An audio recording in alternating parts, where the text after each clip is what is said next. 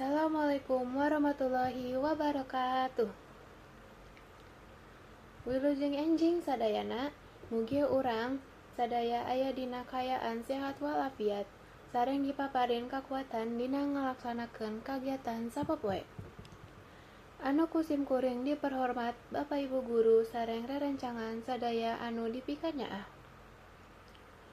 Puji sareng syukur urang panjatkeun ka Gusti Nu Maha Agung anu parantos maparin rahmat sareng karunia-Na sahingga urang sadaya tiasa kampel di ieu tempat dina kaayaan sehat tanpa kakirangan naon wae. Dina kasempatan anu bagja ieu, simkuring Keisha Puspita bade janten panata acara anu bakal mimping jalana acara dinten ieu.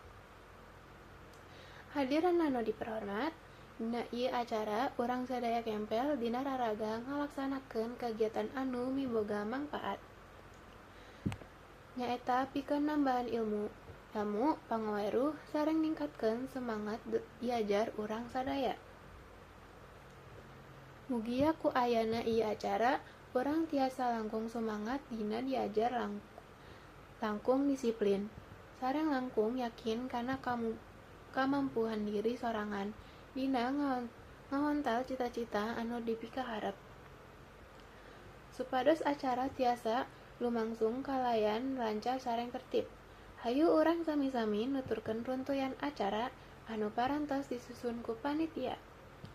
Adapun runtuyan acara dina dinten ieu nyaeta aya bubuka, maca doa, acara inti, jeung terakhir aya penutup.